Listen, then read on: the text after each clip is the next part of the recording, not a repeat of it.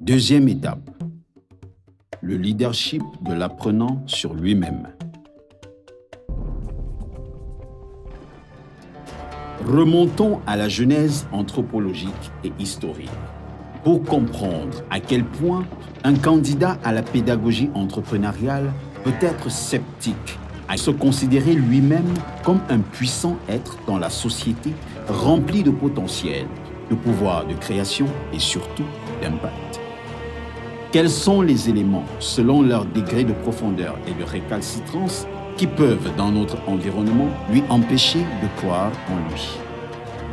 L'éducation traditionnelle collective conçue dans l'enfance, l'incapacité à se détacher de l'endormissement collectif ou des dogmes et utopies générationnelles mutantes, l'acceptation de la procrastination collective, l'incapacité à créer une issue de secours individuelle lorsqu'on est face à une mystification collective de ceux qui réussissent.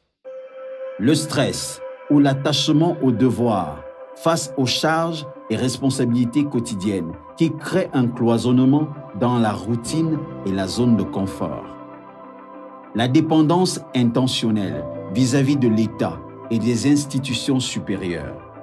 Combien ont déjà été déçus par un dossier d'avancement resté bloqué sur la même position pendant des mois à cause des lenteurs administratives, engageant des dépenses et charges pour le faire avancer, mais sans issue.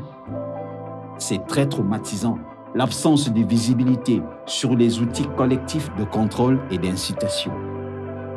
Hormis ces aptitudes mentales, il y a les attitudes d'un entrepreneur auquel l'apprenant doit être disposé et qu'il doit incarner, car elles lui permettent de braver toutes les difficultés externes et internes préalablement citées auxquelles il fera face, mais aussi elles lui permettent d'assurer durablement son bien-être, sa réalisation de soi, ainsi que de toutes les personnes qui bénéficieront de sa création entrepreneuriale.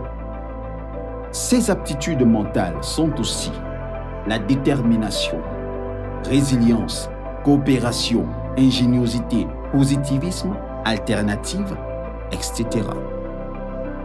Pratique. Identifiez pour chacun des éléments récalcitrants de votre environnement cité plus haut les aptitudes mentales de leadership qu'il faut pour résoudre leur impact sur vous. Expliquez les points précis que les aptitudes intrinsèques mentales qui lui correspondent mettront en place pour les résoudre définitivement.